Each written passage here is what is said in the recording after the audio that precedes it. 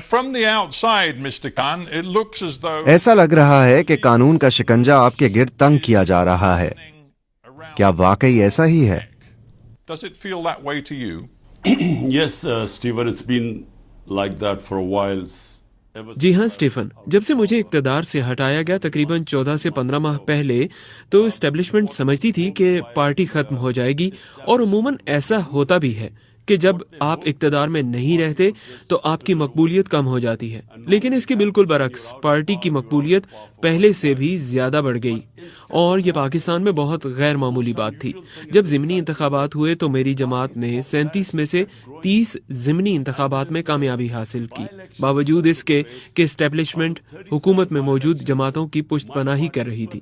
تو جب یہ مجھے گیم سے ناک آؤٹ کرنے میں ناکام ہو گئے تو مجھ پر 2 بار قاتلانہ حملے بھی ہوئے، اور اس کے علاوہ اب تک مجھ پر کیے گئے مقدمات کی تعداد 200 کے قریب ہو گئی ہے، اور میں ڈبل سینچری بنانے کے قریب ہوں. اور یہ تمام کوششیں اس لیے ہیں کہ یہ مجھے جیل میں ڈال سکیں یا مجھے نااہل کروا سکیں یا میرے خلاف یہ دونوں کام کر سکیں. And the whole attempt is to either imprison me or disqualify me or both. Yeah, you talk about being knocked out of the game.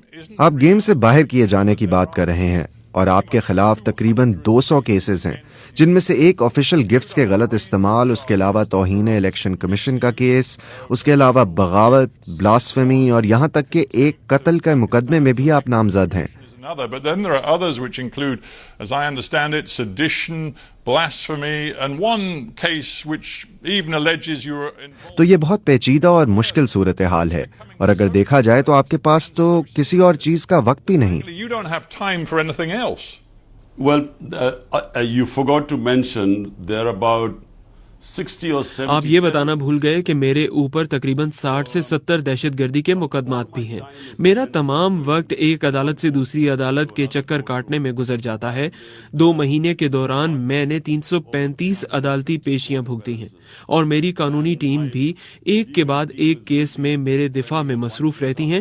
لیکن بات یہ ہے کہ یہ تمام بوگس اور جعلی کیسز ہیں، اور ان میں سے کچھ نہیں نکلنا. اور اب یہ فوجی عدالتوں کی تیاری کر چکے ہیں، اور اب یہ معاملہ سپریم کورٹ میں ہے کہ وہ فوجی عدالتوں کے لیے اجازت دیتی ہے کہ نہیں، اور ان فوجی عدالتوں کے قیام کا مقصد ہی مجھے سزا دلوانا ہے. And the objective of the military court is that there I certainly will be sentenced. Would you accept that? کیا آپ یہ قبول کریں گے کہ آپ نے ماضی قریب میں کئی سنگین غلطیاں کی ہیں؟ شاید ان میں سے سب سے سنگین غلطی پچھلے سال آپ کے اقتدار سے بے دخل ہونے کے بعد ایک خاص ماحول کو بڑھاوا دینا تھا. وہ ماحول جس میں آپ نے فوج کے خلاف دشمنی کی حوصلہ افزائی کی، In which you encouraged hostility. اور جب آپ کو اس سال مئی میں گرفتار کیا گیا تو آپ کے حامیوں نے فوری طور پر پرتشدد مظاہرے کیے اور سڑکوں پر نکل کر فوجی اہداف اور ایک سینئر جنرل کے گھر کو نشانہ بنایا. Took to the streets in violent protest, which included violence directed against military targets, including کیا وہ آپ کے لوگ نہیں تھے جو آپ کی بیان بازی کے نتیجے میں ایسا کر رہے تھے؟ people responding to your rhetoric. Well, Stephen, let me just answer this one by one. Number one. ٹھیک ہے اسٹیفن، مجھے صرف ایک ایک کر کے جواب دینے دیں. نمبر 1، میرے 27 برس کی سیاست میں کیا میں نے کبھی کسی کو تشدد کرنے کو کہا ہے؟ کبھی نہیں. ہمارے تمام احتجاج آئین کے اندر رہتے ہوئے پرامن رہے ہیں. احتجاج کی اجازت تو ہمیں آئین نے دی ہے. جب ہمیں کوئی ناانصافی محسوس ہوتی ہے تو احتجاج کرنا ہمارا حق ہے، اور وہ ہم نے کیا ہے. ہم نے 126 دن کا اب تک کا سب سے طویل احتجاج کیا، اور ایک بھی تشدد کا واقعہ سامنے نہیں آیا. تمام پرامن احتجاج تھے.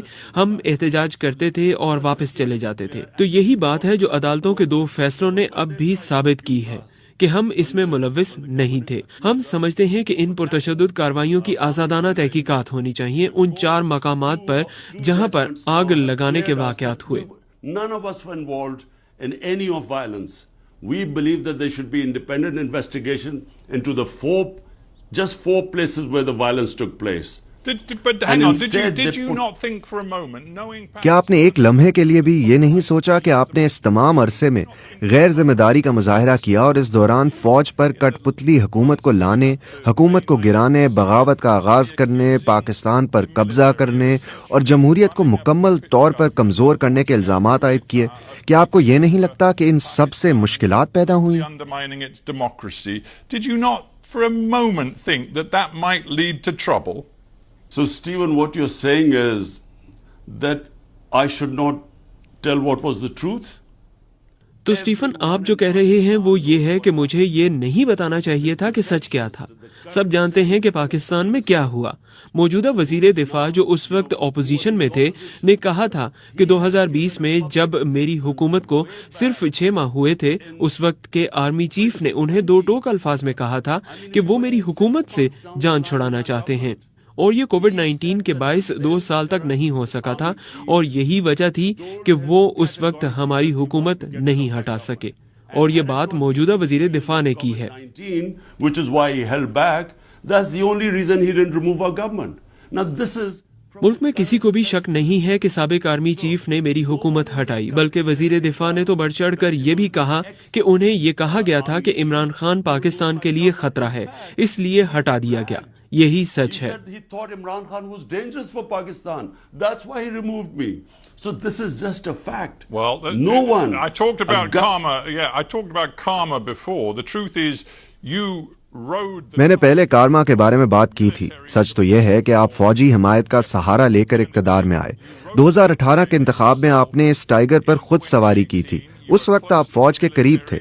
आपके इक्तदार के इब्तदाई बरस में इंटेलिजेंस सर्विसेज और फौज से आप करीब थे और जब आपसे वो अलग हुए तब अचानक आपने फैसला किया कि आप सियासत में फौजी मुदाखलत नहीं चाहते।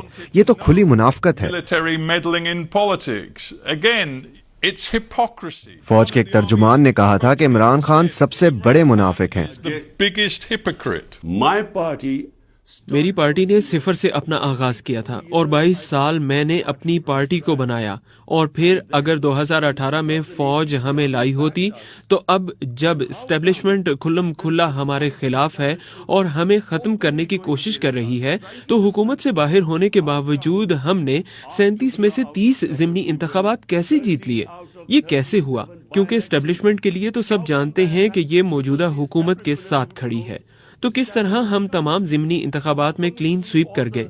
तो साफ जाहिर है कि हम फौज की वजह से इक्तदार में नहीं आए। जहां आप दुरुस्त हैं वो ये है कि फौज ने 2018 में मेरी मुखालफत नहीं की थी, लेकिन 2013 में फौजी इस्टेब्लिशमेंट ने नवाज शरीफ की पुष्ट पनाही की, उन्हें इक्तदार में लाए। इसलिए हमने 126 दिन तक एहतजाज किया क्योंकि हम चाहते थे कि इंतखाबात की तहकीकात हों, क्योंकि हम जानते थे कि इंतखाबात में धांधली हुई है। लेकिन इसके बरअक्स जब 2018 में हम इक्तदार में आए तो हमने खुद ऑपोजिशन से कहा कि आप हल्के खोल लें क्योंकि हमें मालूम था कि हम शफाफ तरीके से जीत गए हैं। Isn't the truth, though, that you believed after you lost? लेकिन क्या ये सच नहीं है कि 2022 में अदम एतमाद की तहरीक में शिकस्त के बाद आपका मानना यह था कि आप अवामी ताकत का इस्तेमाल करके आर्मी को अपने साथ शामिल होने पर मजबूर कर लेंगे? लेकिन आप गलत थे। मैं मई 2023 में होने वाले वाकयात की तरफ आ जाता हूँ। आपके सपोर्टर सड़कों पर आ गए, उन्होंने पुरतशद्दुद वाकयात में हिस्सा लिया, उसमें अहम फौजी तंसीबात को भी निशाना बनाया गया। आपने बुनियादी तौर पर रेड लाइन क्रॉस की, एक ऐसी रेड लाइन जिसे क्रॉस करना आपकी पार्टी के हिमायती हत्ता के साबिक दोस्त और हुकूमत में आपके साथी कहते हैं कि इसके कसूरवार आप हैं।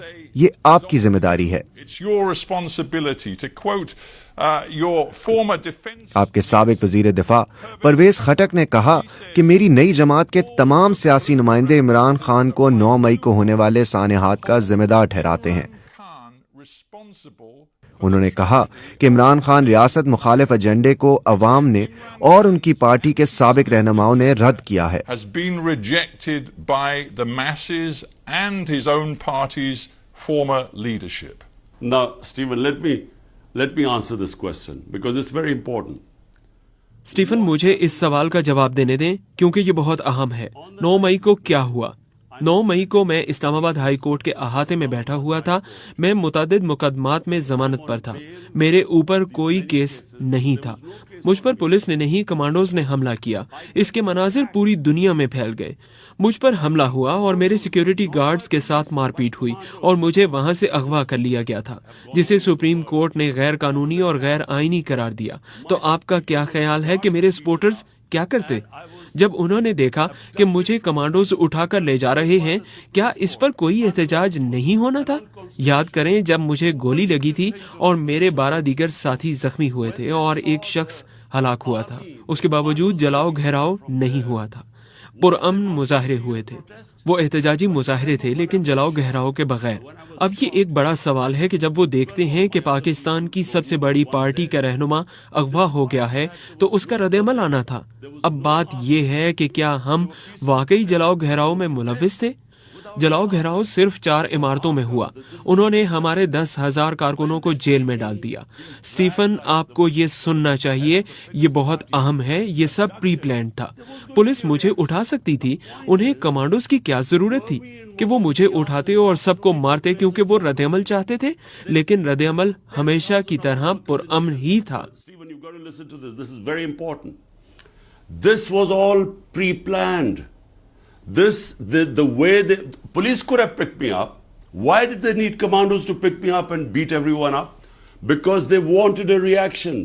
And but the reaction was peaceful, as it's always been. I want to stop you, Imran Khan, because Imran Khan, मैं आपको यहाँ रोकना चाहता हूँ क्योंकि आप ये बात वाज़े कर चुके हैं कि आप 9 मई को होने वाले पुरतशद्दुद वाक़यात की जिम्मेदारी नहीं लेना चाहते। मैं ये समझ गया हूँ, लेकिन मैं हक़ाइक़ पर फोकस करना चाह रहा हूँ कि 9 मई की वजह से जो सख्त दबाव आपकी पार्टी पर डाला जा रहा है, सबसे सीनियर रहनुमाओं से लेकर जूनियर रहनुमाओं तक, जिसकी वजह से आपकी पार्टी अंदर से टूट फूट का शिकार हो गई है।